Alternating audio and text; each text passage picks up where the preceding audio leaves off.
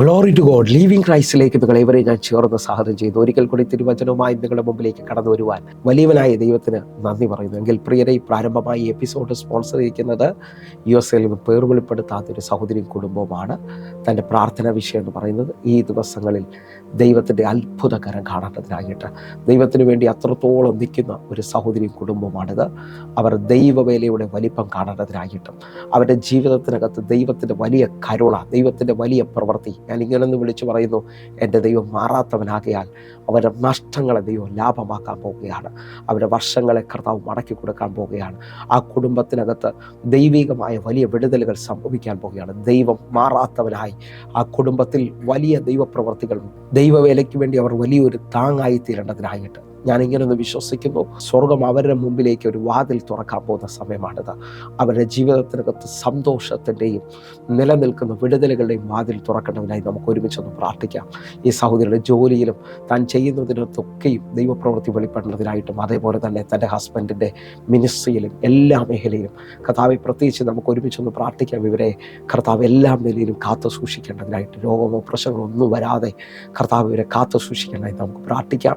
എൻ്റെ കൂടെ നിങ്ങളും പ്രാർത്ഥിക്കണമെന്ന് ഓർപ്പിക്കുന്നു. നമുക്ക് ഒരുമിച്ച് പ്രാർത്ഥിക്കാം. ഞങ്ങളെ സ്നേഹിക്കുന്ന ഞങ്ങളുടെ നല്ല ദൈവമേ, പൂർണ്ണ ഹൃദയത്തോടെ പ്രിയസനായി പ്രാർത്ഥിക്കുന്നു. കർത്താവെ, ദൈവവേലയുടെ ഒരു വലിയ ഭാഗമായി കർത്താവിൻ്റെ മടങ്ങി വരവിന് മുമ്പേ ദൈവരാജ്യത്തിൻ്റെ ഒരു ഉണർവായി ഇവർ തീരേണ്ടതിനായി ഞങ്ങൾ പ്രാർത്ഥിക്കുന്നു. കർത്താവെ, ഈ സഹോദരിയെ മാനിക്കണമേ അപ്പ. ഇവരുടെ പ്രാർത്ഥനാ വിഷയങ്ങൾക്ക് ദൈവം മറുപടി കൊടുക്കണമേ അപ്പ. ഒരു അനുഗ്രഹിക്കപ്പെട്ട തലമുറയെ കൊടുക്കണമേ അപ്പ. ജോലിയിൽ ഒരു ഉയർച്ച കൊടുക്കണമേ അപ്പ. അതേ നിലയിൽ തന്നെ ഞാൻ വിശ്വസിച്ചുകൊണ്ട് പ്രാർത്ഥിക്കുമ്പോൾ കർത്താവെ, ഈ മകളെയും കുടുംബത്തെയും അങ്ങ് മാനിക്കണമേ അപ്പ. അങ്ങയുടെ കരം വെളിപ്പെടണമേ അപ്പ. കർത്താവെ, മിനിസ്ട്രിയിൽ ഒരു ഭയങ്കര ഉയർച്ച, ഒരു വലിയ ദൈവപ്രവൃത്തി ഇവരെ വെളിപ്പെടുത്തണമേ അപ്പ. ഞങ്ങൾ വിശ്വസിച്ചുകൊണ്ട് പ്രാർത്ഥിക്കുമ്പോൾ, ഈ പ്രാർത്ഥന നടന്നുകൊണ്ടിരിക്കുമ്പോൾ തന്നെ ദൈവത്തിൻ്റെ കരം ഇവർക്ക് വേണ്ടി അത്ഭുതങ്ങൾ ചെയ്തെന്ന് പറയേണ്ടതിനായി കർത്താവെ, തടയപ്പെട്ടിരിക്കുന്ന എല്ലാ നന്മകളും ഇപ്പോൾ തുറന്നു വരേണ്ടതിനായി പ്രാർത്ഥിക്കുകയാണ്. ദൈവപ്രവൃത്തി വെളിപ്പെട്ടതിനായി നന്ദി പറഞ്ഞ് പ്രാർത്ഥിക്കുന്നു. കർത്താവെ, ഞാൻ വിശ്വസിച്ചുകൊണ്ട് പ്രിയ സിസ്റ്ററിൻ്റെ ഹസ്ബൻഡിനെയും സിസ്റ്ററിനെയും കർത്താവിൻ്റെ കരത്തിൽ ഏൽപ്പിക്കുന്നു. അവരെ അധികമായി അങ്ങ് മാനിക്കണം. അങ്ങ് അധികമായി ഇവരെ സ്നേഹിക്കുന്നുണ്ടല്ലോ അപ്പ. അങ്ങയുടെ കരുതലൊന്ന് വെളിപ്പെടുന്നതിനായിട്ട് അങ്ങ് മാറാത്തവനും മറക്കാത്തവനുമാകയാൽ, അങ്ങ് അറിയാം നന്മകൾ തടയാത്തവനാകയാൽ, മുടക്കാത്തവനാകയാൽ ഇപ്പോൾ തന്നെ ഇവരുടെ മേളിൽ അത്ഭുതങ്ങളെ അങ്ങ് ചെയ്തതിനായി നന്ദി. കർത്താവെ, അങ്ങ് റാഹേലിനെ ഓർത്തതുപോലെ, അങ്ങ് ഹന്നായെ ഓർത്തതുപോലെ ഈ സഹോദരി ഇന്ന് അങ്ങ് ഓർക്കുന്നതിനായി സ്തോത്രം. അത്ഭുത വിടുതൽ അങ്ങ് അയച്ചതിനായി നന്ദി. യേശുവിൻ നാമത്തിൽ പ്രാർത്ഥിക്കുന്നു. കേൾക്കണം പിതാവേ. ആമേൻ, ആമേൻ. പ്രിയരെ, അനുഗ്രഹിക്കപ്പെട്ട ഒരു എപ്പിസോഡിലോട്ട് ഞാൻ നിങ്ങളെ ക്ഷണിക്കുന്നു. കടന്നു വന്നാട്ടെ.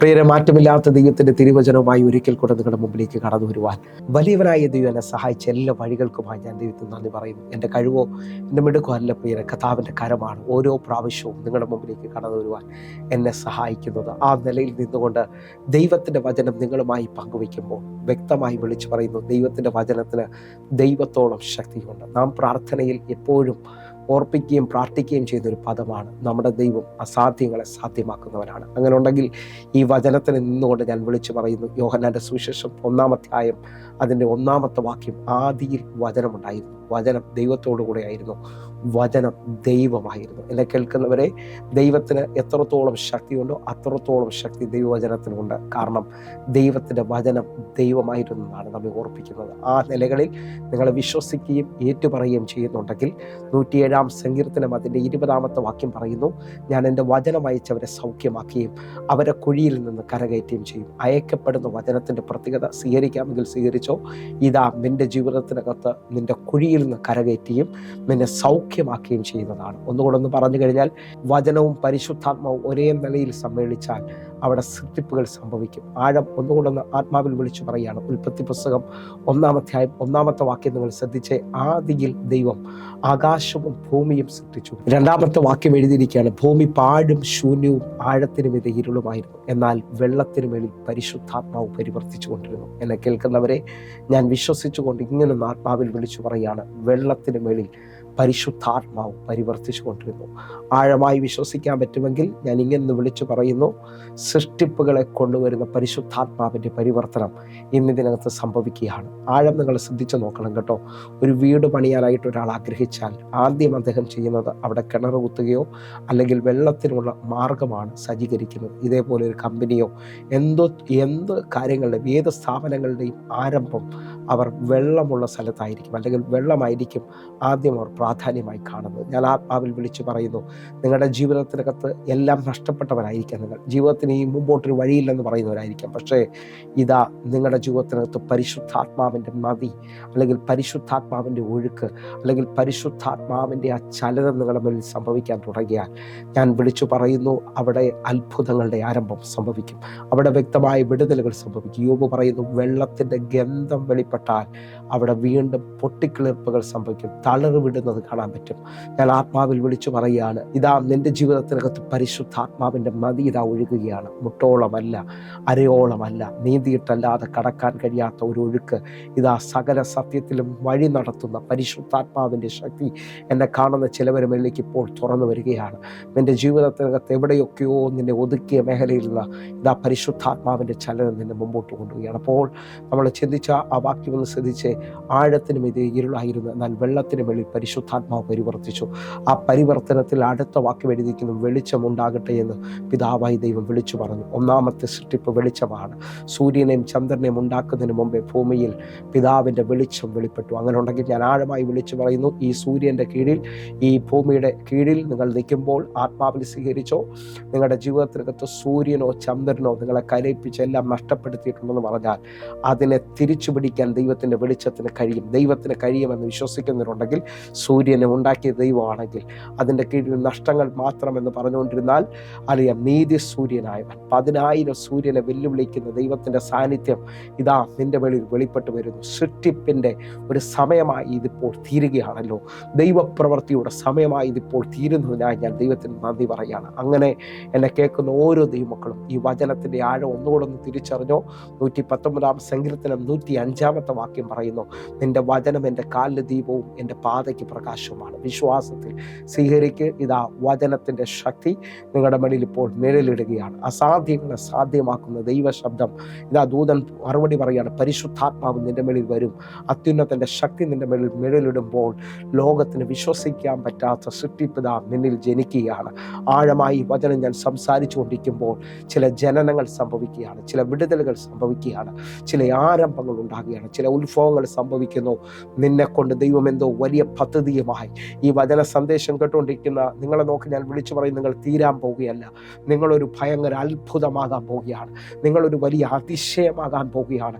നിങ്ങളൊരു വലിയ ദൈവപ്രവൃത്തിയായി മാറാൻ പോകുകയാണ്. വിശ്വസിച്ചുകൊണ്ട് അതിനെ സ്വീകരിക്കുക. വലിയ ദൈവപ്രവൃത്തികൾ സംഭവിക്കുന്നു. ഒന്നുകൂടെ ഞാൻ ഈ തിരുവചനവുമായി നിങ്ങളുടെ മുമ്പിൽ നിൽക്കുമ്പോൾ യേശു കർത്താവ് പറയുകയാണ്, ഞാൻ നിങ്ങളോട് സംസാരിച്ച വചനം ജീവനും ആത്മാവുള്ളതാണ്. ആത്മാവിൽ സ്വീകരിക്കാൻ പറ്റുമെങ്കിൽ ഈ വചനം നിങ്ങളിലേക്ക് അയക്കപ്പെടുമ്പോൾ നിങ്ങളിൽ പരിശുദ്ധാത്മാവ് ഇതാ ചലിക്കുകയാണ്. ഒരു കൈമാറ്റം, പരിശുദ്ധാത്മാവിൻ്റെ ശക്തി നിന്നിലേക്ക് കൈമാറുന്ന അവൻ്റെ വചനത്തിൻ്റെ ശക്തി, അവൻ്റെ ശബ്ദം നിന്നിൽ ചിലതിനെ തുറന്നു വിടുകയാണ്. ഒന്നുകൂടെ ഒരാടും ഞാൻ ആത്മാവിൽ വിളിച്ചു പറയുന്നു, യേശുവിൻ്റെ ശബ്ദത്തിനകത്ത് പത്രോസിൻ്റെ പടക് നിറഞ്ഞെങ്കിൽ, യേശുവിൻ്റെ ശബ്ദത്തിനകത്ത് കടലും കാറ്റും അടങ്ങിയെങ്കിൽ, യേശുവിൻ്റെ ശബ്ദത്തിൽ കനാവിലെ കല്യാണ വീട്ടിൽ പച്ചവെള്ളം വീഞ്ഞായെങ്കിൽ, നിങ്ങൾ വിശ്വസിക്ക്, ഈ വചനത്തിന് ജീവനുണ്ട്. ഈ വചനത്തിനകത്ത് ആത്മാവിൻ്റെ കൈമാറ്റം നടക്കുകയാണ്.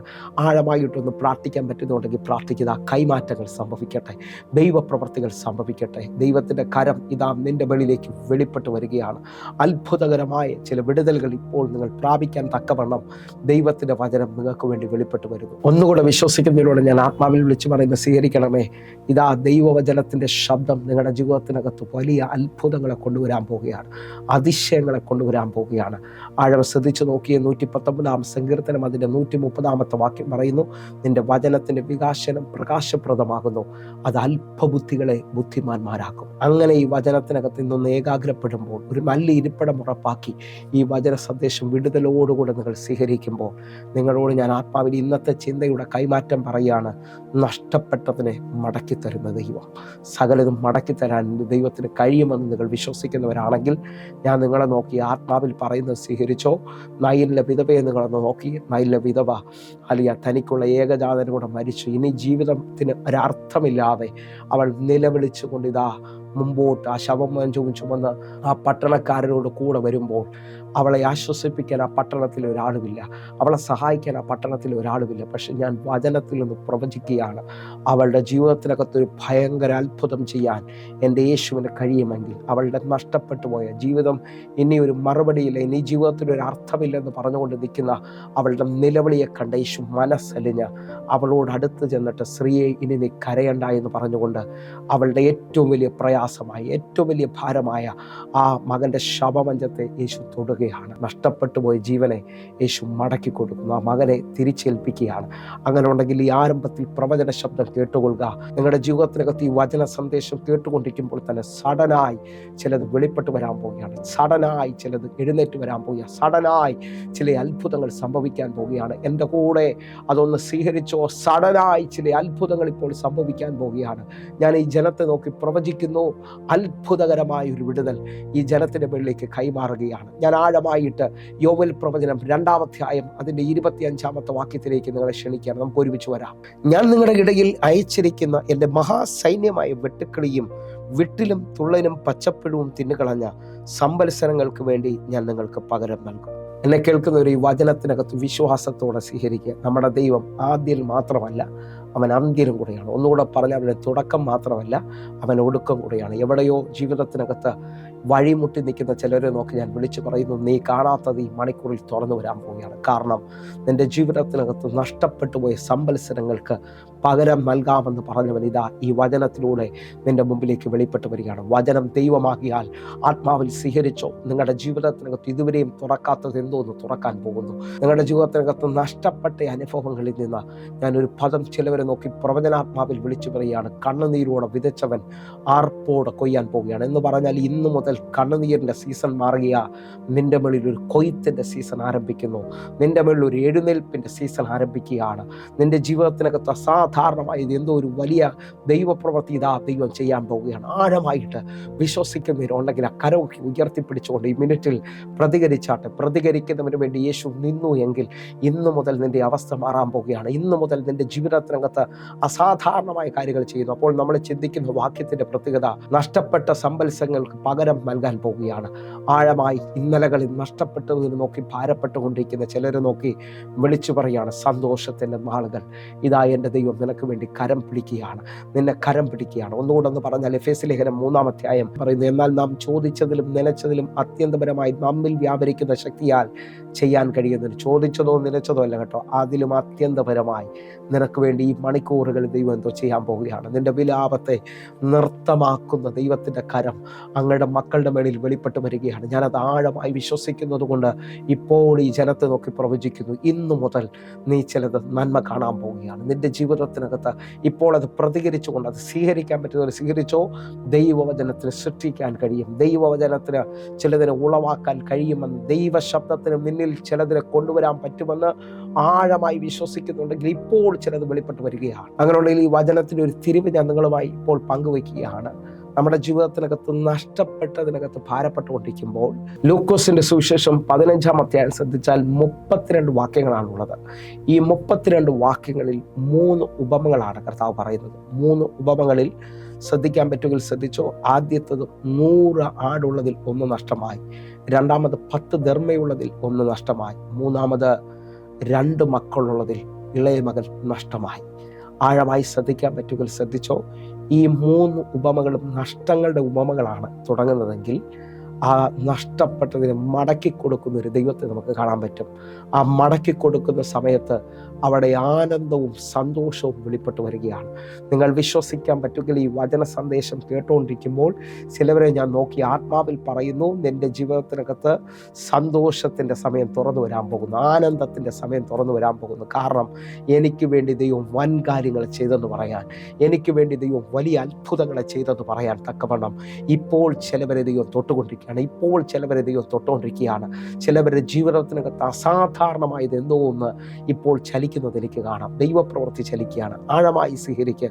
ഈ 32 വരെയുള്ള വാക്യങ്ങളിൽ 1-2 ആഴങ്ങളൊന്ന് പറഞ്ഞുകൊണ്ട് നമുക്ക് വേഗത്തിൽ അടുത്ത ആ അനുഭവത്തിലേക്ക് വരാം. ഒരുമിച്ച് ഈ 15-ാം അധ്യായം അതിൻ്റെ 3 മുതൽ 7 വരെയുള്ള വാക്യങ്ങളിൽ ആദ്യത്തെ ഉപമയാണ്. നഷ്ടപ്പെട്ട ആടിനെ തിരിച്ചു കണ്ടെത്തുകയാണ്, അല്ലെങ്കിൽ തിരിച്ചു പിടിക്കുകയാണ്. എൻ്റെ അനുഭവത്തിൽ നഷ്ടപ്പെട്ടത് കുഴിയിലോ കുരുക്കിലോ ആണോ എന്നറിയത്തില്ല, പക്ഷേ നഷ്ടപ്പെട്ടതിനെ തിരിച്ചു കിട്ടുന്നതോടെ അതിൻ്റെ പൊസിഷൻ മാറുന്നതാണ് ആദ്യത്തെ 7 വാക്യങ്ങളിൽ കാണുന്നത്. ആ നഷ്ടപ്പെട്ട ആടിനെ അവൻ തോളിലെടുത്തു. നിങ്ങൾ വിശ്വസിക്കാൻ പറ്റുമെങ്കിൽ നിങ്ങളുടെ ജീവിതത്തിനകത്തും നഷ്ടപ്പെട്ടതിനെ കർത്താവ് മടക്കി തരുമ്പോൾ ഇന്നലകളിൽ കാണാത്ത ഒരു ഉയർച്ച ഇന്ന് ചിലവരുടെ മേളിൽ വെളിപ്പെട്ട് വരാൻ പോവുകയാണ്. ഇന്നലകളിൽ കാണാത്ത ഭയങ്കര മഹത്വം ഇന്ന് ചിലവരുടെ മേളിൽ ഇപ്പോൾ വെളിപ്പെട്ട് വരാൻ പോകുന്നു. എൻ്റെ കൂടെ അത് സ്വീകരിക്കാൻ പറ്റുമെങ്കിൽ സ്വീകരിച്ചോ. നഷ്ടപ്പെട്ടത് എന്തോ ഒന്ന് മടങ്ങി വരുമ്പോൾ നിൻ്റെ ഉയർച്ച ഇതാ നിൻ്റെ മേളിൽ ഒരു ഭയങ്കര തലമായി തുറന്നു വരികയാണ്. രണ്ടാമത്തത് ഒരു ധർമ്മ നഷ്ടപ്പെട്ടു പോകുന്ന സ്ത്രീയാണ് കാണുന്നത്. 10 ധർമ്മയുള്ളവർ 1 നഷ്ടപ്പെടുമ്പോൾ ഇതാണ് നഷ്ടപ്പെട്ടതിനെ തിരിച്ചു പിടിക്കുന്നതിനകത്ത് ഏറ്റവും വലിയ ആഴം. ഹല്ലേലൂയ. അവിടെ നിങ്ങൾ ശ്രദ്ധിക്കാമെങ്കിൽ 8 മുതൽ 11 വരെയുള്ള വാക്യങ്ങളാണ്. അതിൻ്റെ 8-ാമത്തെ വാക്യം നമ്മളൊന്ന് വായിക്കുകയാണ്. അല്ല, ഒരു സ്ത്രീക്ക് 10 ധർമ്മയുണ്ട് എന്നിരിക്കട്ടെ, ഒരു ധർമ്മ കാണാതെ പോയാൽ അവൾ വിളക്ക് കത്തിച്ച് വീട് അടിച്ചു വാരി അത് കണ്ടുകിട്ടും വരെ സൂക്ഷ്മതയോടെ അന്വേഷിക്കാതിരിക്കുമോ? നിങ്ങൾ ശ്രദ്ധിച്ചേ, നഷ്ടപ്പെട്ടു പോയതിനെ തിരിച്ചു പിടിക്കുന്നതിൻ്റെ ഏറ്റവും വലിയ ആഴം. അവൾ വിളക്ക് കത്തിക്കുകയാണ്. ആ ഇരുട്ട് പിടിച്ച റൂമിൽ ഇനി എത്ര തപ്പിയാലും കിട്ടത്തില്ലെന്ന് പറയുന്ന ചിലത്. നിങ്ങളുടെ ജീവിതത്തിനകത്ത് നഷ്ടങ്ങളുടെ കാലം, കള്ളൻ വരുന്നത് അറുപ്പാനും മുടിപ്പാനും. കള്ളൻ വരുന്നത് രാത്രിയിലാണ്, ഇരുട്ടുള്ള സമയത്താണ്. പക്ഷെ വെളിച്ചം വെളിപ്പെട്ടാൽ കള്ളന് കയറാൻ പറ്റത്തില്ല. ആഴം വിശ്വസിക്കാൻ പറ്റുമെങ്കിൽ വിശ്വസിച്ചോ. വചനമെന്ന വെളിച്ചം. 119-ാം സങ്കീർത്തനം 105-ാമത്തെ വാക്യം പറയുന്നു, നിന്റെ വചനം എൻ്റെ കാലിന് ദീപവും എൻ്റെ പാതയ്ക്ക് പ്രകാശവുമാണ്. ആഴമായി വിശ്വസിക്കാൻ പറ്റുമെങ്കിൽ യോഹന്നാന്റെ സുവിശേഷം 1:4 വചനത്തെക്കുറിച്ച് പറയുന്നത്, അവനിൽ ജീവൻ ഉണ്ടായിരുന്നു, ആ ജീവൻ മനുഷ്യരെ വെളിച്ചമായിരുന്നു. വചനം ഒരാളെ അകത്തോട്ട് കയറിയാൽ അവൻ്റെ പാത തുറക്കുന്നത് പോലെയാണ്. അവൻ്റെ മേളിൽ വെളിച്ചം വെളിപ്പെട്ട് വരികയാണ്. ആഴം ശ്രദ്ധിക്കാൻ പറ്റുമെങ്കിൽ ഇതാ ഇവൾ വിളക്ക് കത്തിച്ചെന്ന് പറഞ്ഞാൽ ഇവൾ വചനത്തിൻ്റെ മുമ്പിൽ ഇരുന്നു എന്ന് കാണാൻ പറ്റും. ഇവൾ യേശുവിനെ ആശ്രയിച്ചു എന്ന് കാണാൻ പറ്റും. ആഴം ശ്രദ്ധിക്കാമെങ്കിൽ ഇപ്പോൾ തന്നെ ചിലവരെ ഇരുട്ട് മാറാൻ പോകും. ഈ വചന സന്ദേശത്തിനകത്ത് നിന്നുകൊണ്ട് ഞാൻ ചിലവരെ നോക്കി പ്രവചിക്കുന്നു, നിൻ്റെ ഇരുട്ടിൻ്റെ സമയം തീരുകയാണ്. ഇതാ നീ ചിലതിനെ നഷ്ടപ്പെട്ടതിനെ തിരിച്ചു പിടിക്കാൻ പോവുകയാണ്. ഹല്ലേലൂയ. അവൾ വിളക്ക് കത്തിച്ചു. അടുത്തത് അവൾ അടിച്ചു വാരി എന്ന് എഴുതിക്കുന്നത് എന്ന് പറഞ്ഞു കഴിഞ്ഞാൽ ജീവിതത്തിൽ ഒരു വിശുദ്ധിയിലേക്ക് അവൾ മടങ്ങി വരികയാണ്. ആഴം സ്വീകരിക്കാൻ പറ്റുമെങ്കിൽ സ്വീകരിച്ചോ. ഇപ്പോൾ സമർപ്പിക്കാൻ പറ്റുന്നവരെ സമർപ്പിച്ചോ. നിന്റെ ജീവിതത്തിൽ ഒരു വിശുദ്ധിയുടെ അനുഭവം സംഭവിക്കട്ടെ. നിന്റെ ജീവിതത്തിനകത്ത് അസാധാരണമായി ദൈവപ്രവൃത്തി സംഭവിക്കട്ടെ. രണ്ടാമത്തെ ഉപമയിൽ നഷ്ടപ്പെട്ടതിനെ തിരിച്ചു പിടിക്കുന്നതിൻ്റെ ആഴം കാണാം. മൂന്നാമത്തത് അറിയാം, നമുക്ക് മനസ്സിലാകും. 11 മുതൽ 32 വരെയുള്ള എൻ്റെ അറിവിൽ ബൈബിളിലെ ഏറ്റവും വലിയ ഉപമകളിൽ ചലിക്കാൻ പറ്റുന്ന ഒരു ഉപമയാണ് 11 മുതൽ 32 വരെ 21 വാക്യങ്ങളുള്ള ഉപമ. അതിനകത്തൊരു പിതാവും 2 മക്കളെയാണ് കാണിക്കുന്നത്. ഇളയ മകൻ പിതാവിൽ നിന്ന് തനിക്ക് കിട്ടേണ്ട സ്വത്തിനെല്ലാം വാങ്ങിച്ചവൻ ദൂരദേശത്തേക്ക് പോവുകയാണ്. അവരുടെ ക്ഷാമത്തിൽ എല്ലാം നഷ്ടപ്പെട്ടവനെ പോലെ നിൽക്കുമ്പോൾ അവനൊരു ബോധ്യമുണ്ടാകുന്നു. അതിൻ്റെ ആ വാക്യം മാത്രം നമ്മളൊന്ന് വായിക്കുന്നു. ലൂക്കോസിന്റെ സുവിശേഷം 15-ാം അധ്യായം 17-ാമത്തെ വാക്യം. അപ്പോൾ സുബോധം വന്നിട്ട് അവൻ, എൻ്റെ അപ്പൻ്റെ എത്ര കൂലിക്കാർ ഭക്ഷണം കഴിച്ച് ശേഷിപ്പിക്കുന്നു, ഞാനോ വിശപ്പ് കൊണ്ട് നശിച്ചു പോകുന്നു. സുബോധം വന്നെന്നാണ് എഴുതിയിരിക്കുന്നത്. എന്ന് പറഞ്ഞാൽ മാനസാന്തരം വന്നു. നിങ്ങൾ വിശ്വസിക്കാൻ പറ്റുമെങ്കിൽ നഷ്ടങ്ങളെ തിരിച്ചു പിടിക്കുന്നതിൻ്റെ ഏറ്റവും വലിയ ആഴങ്ങളിലൊന്നാണ് മാനസാന്തരം. ഒരാൾ ദൈവത്തിലേക്ക് മടങ്ങി വരികയാണ്. മടങ്ങി വന്നാൽ ഇവൻ കടബാധ്യതയിലായതിൻ്റെ കാരണം എന്തെന്ന് ചോദിച്ചാൽ അവൻ പിതാവിൽ നിന്ന് അകന്നു പോയെന്നുള്ളതാണ്. ആത്മാവിൽ സ്വീകരിക്കാൻ പറ്റുമോ? പിതാവിൽ നിന്ന് അകന്നു പോകുന്ന, ദൈവത്തിൽ നിന്ന് അകന്നു പോകുന്നവൻ്റെ ജീവിതത്തിൽ നഷ്ടപ്പെടുന്ന സമയത്തിൽ നിന്ന് അവൻ സുബോധം വന്ന് മടങ്ങി വരുമ്പോൾ അന്നേരം മുതൽ അവൻ്റെ ജീവിതത്തിൽ നഷ്ടങ്ങളുടെ സീസൺ മാറി കയറ്റങ്ങൾ സംഭവിക്കാൻ പോവുകയാണ്. അവൻ്റെ ജീവിതത്തിനകത്ത് പുത്തൻ പുതപ്പ് കൊണ്ടുവരുന്നത് കാണാൻ പറ്റും. അധികാരത്തിൻ്റെ മോതിരം വരികയാണ്. ആഹാരത്തിൻ്റെ നില മാറുകയാണ്. അവൻ്റെ നഷ്ടം ലാഭമായി മാറുകയാണ്. ആഴമുണ്ടെങ്കിൽ വിശ്വസിച്ചോ. നിന്റെ ജീവിതത്തിനകത്ത് ചിലത് നീ തിരിഞ്ഞ് ദൈവത്തിൻ്റെ അടുക്കിലേക്ക് വന്നാൽ ഇപ്പോൾ ഒരു അത്ഭുതം സംഭവിക്കാൻ പോയി. അതിൻ്റെ കടബാധ്യത തീരുന്നു.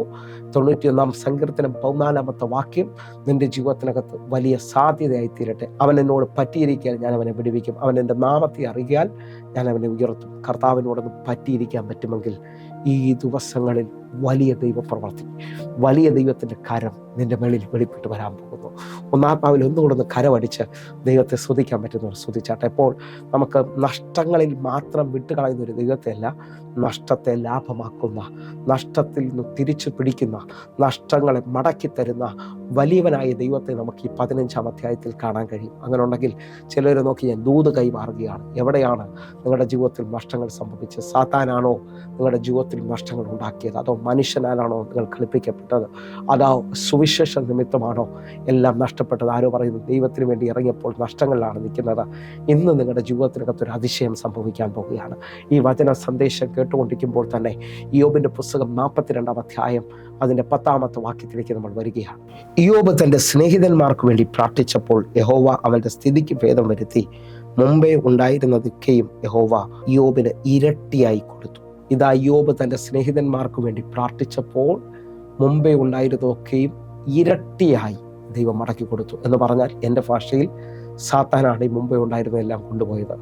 സാത്താൻ കൊണ്ടുപോയതെല്ലാം, ശത്രു കൊണ്ടുപോയതെല്ലാം ദൈവം ഇരട്ടിയായി മടക്കി കൊടുക്കുകയാണ്. അങ്ങനെ ഉണ്ടെങ്കിൽ ഈ 3 ചിന്തകളിൽ ഒന്നാമത്തത്, സാത്താൻ കൊണ്ടുപോയത് ദൈവം ഇരട്ടിയായി മടക്കി തരും. ആത്മാവിൽ നിന്ന് ക്ലെയിം ചെയ്ത് ആ കര ഉയർത്തിപ്പിടിച്ചുകൊണ്ട് ഇപ്പോൾ ചിലവരുടെ ജീവിതത്തിനകത്ത് ഇരട്ടി നന്മകൾ വരികയാണ്. രണ്ടാമത്തെ ചിന്ത, ഇതാ മനുഷ്യൻ കൊണ്ടുപോയത് 4 ഇരട്ടിയായി ക്ലെയിം ചെയ്യാൻ പറ്റുമ്പോൾ ഇപ്പോൾ നിങ്ങൾ ഇരിക്കുന്ന സ്ഥലങ്ങളിൽ നിന്ന് പ്രാർത്ഥിച്ചു തുടങ്ങിക്കോ.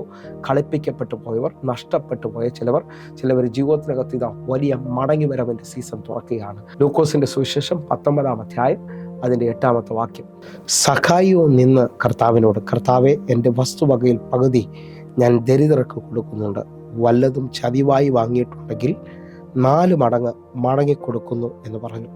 ഇതാ സഖായി നിന്നുകൊണ്ട് കർത്താവിനോട് പറയുകയാണ്, ഞാൻ വല്ലതും ചതിവായി വാങ്ങിയിട്ടുണ്ടെങ്കിൽ 4 മടങ്ങ് മടക്കി കൊടുക്കാം. എന്നെ കേൾക്കുന്നവരെ, ജീവിതത്തിനകത്ത് സാമ്പത്തികമായിട്ടും കുടുംബപരമായിട്ട് തലമുറയുടെ വിഷയത്തിനകത്തൊക്കെ കളിപ്പിക്കപ്പെട്ടവരെന്നെ കേൾക്കുന്നുണ്ടെങ്കിൽ ഇതാ 4 മടങ്ങ് ദൈവം നിനക്ക് മടക്കി തരാൻ പോകുക. നിൻ്റെ ജീവിതത്തിനകത്ത് ഒരസാധാരണമായ ദൈവപ്രവൃത്തി ഇപ്പോൾ സംഭവിക്കുമെന്ന് വിശ്വസിക്കുന്നവരുണ്ടെങ്കിൽ ഇതാ നിൻ്റെ മുകളിൽ അത് മടങ്ങി വരാൻ പോവുകയാണ്. എൻ്റെ കൂടെ ഒന്ന് ക്ലെയിം ചെയ്ത്, കർത്താവേ, ഈ വചനത്തിന് ശക്തി ഉള്ളതിനാൽ എൻ്റെ മേളിൽ ചിലത് മടങ്ങി വരാൻ പോകുന്നതിനായി സ്തോത്രം.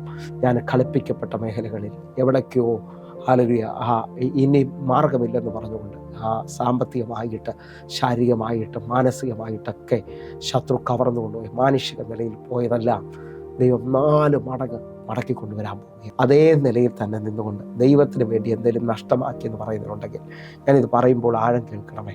വീട്ടിൽ ഒറ്റയ്ക്ക് വിശ്വാസത്തിൽ വന്നവർ, മതപരമായിട്ട് അല്ലെങ്കിൽ ആ മാർഗത്തിൽ നിന്ന് ഒറ്റയ്ക്ക് ദൈവത്തിന് വേണ്ടി ഇറങ്ങിത്തിരിച്ച് എല്ലാം നഷ്ടമായി പോയെന്ന് പറയുന്ന ചിലവരുടെ ജീവിതത്തിനകത്ത് ദൈവം 100 മടങ്ങ് ദൈവം മടക്കി തരാൻ പോവുകയാണ്. മാർക്കോസിന്റെ സുവിശേഷം 10-ാം അധ്യായം അതിൻ്റെ 28, 29, 30 വാക്യങ്ങൾ. പത്രോസ് അവനോട്, ഇതാ ഞങ്ങൾ സകലതും വിട്ട് നിന്നെ അനുഗമിച്ചിരിക്കുന്നു എന്ന് പറഞ്ഞു തുടങ്ങി. 29-ാമത്തെ വാക്യം. അതിന് യേശു, എൻ്റെ നിമിത്തവും സുവിശേഷ നിമിത്തവും വീടോ സഹോദരന്മാരെയോ സഹോദരിമാരെയോ അമ്മയോ അപ്പനെയോ മക്കളെയോ നിലങ്ങളെയോ വിട്ടാൽ. 30-ാമത്തെ വാക്യം. ഈ ലോകത്തിൽ തന്നെ ഉപദ്രവങ്ങളോടുകൂടെ 100 മടങ്ങ് വീടുകളും സഹോദരന്മാരെയും സഹോദരിമാരെയും അമ്മമാരെയും മക്കളെയും നിലങ്ങളെയും വരുവാനുള്ള ലോകത്ത് നിത്യജീവനെ പ്രാപിക്കാത്തവൻ ആരുമില്ല എന്ന് ഞാൻ സത്യമായി നിങ്ങളോട് പറയുന്നു. അപ്പോൾ ഈ വചനത്തിൻ്റെ ഏറ്റവും വലിയ ആഴം നിങ്ങൾ ശ്രദ്ധിച്ചോ. ഈ വചനത്തിനകത്ത് കർത്താവിന് വേണ്ടി എന്തെങ്കിലും നഷ്ടമായെന്ന് പറയുന്നതിലുണ്ടെങ്കിൽ ഇപ്പോൾ ഈ കര ഉയർത്തിപ്പിടിച്ചോ. കർത്താവിൻ്റെ വരവ് താമസിക്കുന്നത് നിന്നെ ആ പട്ടണത്തിൽ മാനിക്കാൻ, ആ ഭവനത്തിൽ മാനിക്കാൻ, ആ ബന്ധുക്കാരുടെ നടുവിൽ ഉയർത്താൻ ദൈവത്തിന് പദ്ധതിയുണ്ടെന്ന് തിരിച്ചറിഞ്ഞുകൊണ്ട് ഇന്നൊന്ന് ഉണരണം. 100 മടങ്ങ് നിനക്ക് വേണ്ടി ദൈവം മടക്കി തരാൻ പോകുന്നു. നിത്യജീവൻ നിന്റെ അവകാശമാണ്. എൻ്റെ കൂടെ ഒന്ന് പ്രാർത്ഥിക്കാൻ പറ്റുന്നുണ്ടെങ്കിൽ ഇപ്പോൾ മുതൽ വിശ്വസിച്ചുകൊണ്ട് പ്രാർത്ഥിക്കുക. നിങ്ങളുടെ ജീവിതത്തിനകത്ത് അസാധാരണമായ കാര്യം സംഭവിക്കാൻ പോവുകയാണ്. ഞാൻ ഈ പദം പറയുമ്പോൾ ചിലവർ തിരിച്ചറിയേണ്ടത്, നമ്മൾ ഈ സാഹചര്യത്തോട് അങ്ങ് ചേരുന്നവരാണ്. യേശു 38 വർഷമായി കുളക്കടവിൽ കിടക്കുന്നതിനോട് നിനക്ക് സൗഖ്യമാകാൻ മനസ്സുണ്ടോ എന്ന് ചോദിക്കുന്നതിൻ്റെ ആഴം നാം തിരിച്ചറിഞ്ഞാൽ നമ്മൾ ദൈവത്തെ സ്തുതിക്കും. കാരണം അവനിപ്പോൾ ആ സാഹചര്യത്തോട് ചേർന്നോ ഇല്ലയോ നമുക്കറിയത്തില്ല. ഇതേപോലെ കൈക്ക് സ്വാധീനമില്ലാത്തവർ കാലുകൊണ്ട് കാര്യങ്ങൾ ചെയ്യുന്നത് പോലെ വർഷങ്ങൾ കഴിയുമ്പോൾ ചിലവർ ആ സാഹചര്യത്തോട് ചേരും. ദൈവത്തെ പഴിച്ചുകൊണ്ട് ഇനിയൊന്നും നടക്കത്തില്ലായിരിക്കും, ഇനിയൊന്നും സംഭവിക്കത്തില്ല എന്നൊക്കെ പറയുമ്പോൾ വീണ്ടും ഒന്ന് ഉണരാൻ പറ്റുമെങ്കിൽ, വീണ്ടും ഒന്ന് ഉപവസിക്കാനും പ്രാർത്ഥിക്കാനും ഒക്കെ പറ്റുമെങ്കിൽ ഈ ദിവസങ്ങളിൽ നിൻ്റെ സൗഖ്യം നടക്കുന്നത് നീ കാണും. ഈ ദിവസങ്ങളിൽ വലിയ ദൈവപ്രവൃത്തി നടക്കുന്നത് നീ കാണാൻ പോകുക. അതിൻ്റെ കാരണം എന്താണെന്നറിയോ? നമ്മുടെ നാവിന് ഭയങ്കര അധികാരമാണ്. മരണവും ജീവനും നമ്മുടെ നാവിൻ്റെ അധികാരത്തിലായിരിക്കുന്നത്. നിങ്ങൾ വിശ്വസിച്ചുകൊണ്ട് മലയോട് കൽപ്പിച്ചാൽ അത് നീങ്ങും, കാട്ടത്തിയോട് കൽപ്പിച്ചാൽ അത് വേരോടെ പിഴുത് കടലിൽ പോയി ചാടുന്നത് കാണാൻ കഴിയും. ആത്മാവിൽ നിന്റെ നാവിന് അധികാരം ഉണ്ടെങ്കിൽ മടക്കി തരുക എന്ന് നീ പറയണം. ഞാനൊരു വാക്യം നിങ്ങളോട് ആഴമായി സംസാരിക്കുകയാണ്. യെശയ്യാവ് 42 അധ്യായം. എന്നാൽ ഇത് മോഷ്ടിച്ചും കവർന്നും പോയ ഒരു ജനമാകുന്നു. അവരൊക്കെയും കുഴികളിൽ കുടുങ്ങിയും കാരാഗ്രഹങ്ങളിൽ അടയ്ക്കപ്പെട്ടുമിരിക്കുന്നു. അവർ കവർച്ചയായിപ്പോയി, ആരും വിടുവിക്കുന്നില്ല. അവർ കൊള്ളയായിപ്പോയി, മടക്കി തരുക എന്ന് ആരും പറയുന്നതുമില്ല. നിങ്ങൾ ശ്രദ്ധിച്ചു നോക്കിയേ, മോഷ്ടിച്ചും കവർച്ചയായിപ്പോയ ജനം, അതേപോലെ തന്നെ കാരാഗ്രഹത്തിൽ അടയ്ക്കപ്പെട്ടവർ, കളിപ്പിക്കപ്പെട്ടു പോയവർ, ഇങ്ങനെ ഒത്തിരി കാര്യങ്ങളാണ് ഇതിനകത്ത് കൊടുത്തിരിക്കുന്നത്. മോഷ്ടിക്കപ്പെട്ടു പോയവർ, കവർച്ചയായി പോയവർ, ഈ തലങ്ങളെല്ലാം പറയുമ്പോൾ എല്ലാം നഷ്ടങ്ങളുടെ കാര്യമാണ്. അടുത്തത് വാണിയാണ് കാരാഗ്രഹത്തിൽ അടയ്ക്കപ്പെട്ടു. കാരാഗ്രഹം എന്ന് പറയുന്നത് ഇത്ര സമയം പറഞ്ഞുകൊണ്ടാണ്, ഇത്ര വർഷം പറഞ്ഞുകൊണ്ട്, ഇത്ര നാൾ പറഞ്ഞുകൊണ്ടാണ് ചിലവരെ കാരാഗ്രഹത്തിൽ അടയ്ക്കുക. ഇതേപോലെ ശത്രു നിന്നെ കാരാഗ്രഹത്തിൽ അടച്ചേക്കുന്നെങ്കിൽ ആ വചനത്തിൻ്റെ അവസാനം പറയുന്നു, മടക്കി തരിക എന്നാരും പറയുന്നില്ല. നിങ്ങൾ ദൈവത്തിൻ്റെ മക്കളാണെന്ന് ഉറപ്പുണ്ടെങ്കിൽ, ദൈവീകമായ അധികാരം നിങ്ങളിലുണ്ടെങ്കിൽ, നിങ്ങളിപ്പോൾ എൻ്റെ കൂടെ ചേർന്നുകൊണ്ട് പ്രാർത്ഥിച്ചുകൊണ്ട് പറയണം, എൻ്റെ ദൈവം സകലതും മടക്കി തരുന്നവരാണ്. വിശ്വസിച്ചുകൊണ്ട് പ്രാർത്ഥിക്ക്. ഒരു മടങ്ങി വരുന്നതിൻ്റെ മേളിൽ ചലിക്കാൻ പോവുകയാണ്. ഞങ്ങളെ സ്നേഹിക്കുന്ന ഞങ്ങളുടെ നല്ല ദൈവമേ, ഞാൻ ഈ ജനത്തിന് വേണ്ടി പ്രാർത്ഥിക്കുമ്പോൾ മടക്കി തരുന്ന ദൈവത്തിൻ്റെ കരം ഇപ്പോൾ ഈ മക്കളുടെ മേളിൽ ചലിക്കുകയാണ്. ദൈവകൃപ വ്യാപരിക്കുകയാണ്. യേശുവേ, തിരുരക്തത്തിൽ ഞാൻ പ്രാർത്ഥിക്കുന്നു, ഒരത്ഭുതം ഈ മക്കൾക്ക് വേണ്ടി വെളിപ്പെട്ട് വരട്ടെ. ദൈവത്തിൻ്റെ കരം ചലിക്കട്ടെ. യേശുവിൻ്റെ നാമത്തിലും യേശുവിൻ്റെ രക്തത്തിലും ഞാൻ പ്രാർത്ഥിക്കുന്നു.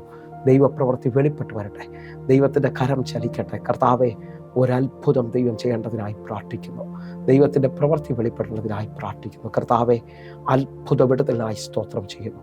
ദൈവത്തിൻ്റെ കരം ചലിച്ചനായി നന്ദി.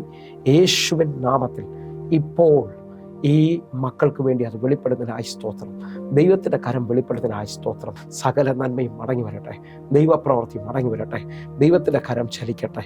യേശുവിൻ നാമത്തിൽ ഞങ്ങൾ പ്രാർത്ഥിച്ചതിനെ തുറക്കുന്നു. സ്വർഗം അത് ചെയ്തതിനായി നന്ദി. ആമേൻ, ആമേൻ, ആമേൻ. പ്രിയരെ, വചന സന്ദേശവും പ്രാർത്ഥന നിങ്ങൾക്ക് അനുഗ്രഹമാകുന്നെങ്കിൽ വേഗത്തിൽ തന്നെ വിളിക്കുകയും നിങ്ങളുടെ പ്രാർത്ഥന വിഷയം സാക്ഷ്യവും അറിയിക്കണമെന്ന് ഓർപ്പിക്കുന്നു. അതേ നിലയിൽ തന്നെ യൂട്യൂബിലേക്ക് നിങ്ങൾ കടന്നു വരാൻ പറ്റുമെങ്കിൽ കടന്നു വരണമേ. പാസ്റ്റർ റോയ് ഹെൻറി എന്ന് നിങ്ങൾ ടൈപ്പ് ചെയ്താൽ യൂട്യൂബ് ചാനൽ നിങ്ങൾക്ക് ലഭ്യമാണ്. അതേപോലെ തന്നെ എല്ലാ ദിവസവും സൂമിൽ നമുക്ക് ആരാധന നടക്കുന്നു. നിങ്ങളെ ക്ഷണിക്കുന്നു. അതേപോലെ തന്നെ കൊല്ലത്ത്, തിരുവനന്തപുരത്ത്, എറണാകുളത്ത്, കുണ്ട്ര, തൃശ്ശൂരിലൊക്കെ നമ്മുടെ ആരാധന നടക്കുന്നുണ്ട്. എവിടെ നിന്നാണ് നിങ്ങൾ ശ്രദ്ധിക്കുന്നത്? ഒരാരാധനയ്ക്ക് ഈ ദിവസങ്ങളിൽ വരുവാൻ നിങ്ങൾ തയ്യാറാകണം. ദൈവത്തിൻ്റെ പ്രവൃത്തി ചലിക്കാൻ പോവുകയാണ്. കർത്താവിൻ്റെ കരം നിങ്ങൾക്ക് വേണ്ടി അധികമായി വെളിപ്പെടട്ടെ. God bless you. ആമേൻ, ആമേൻ.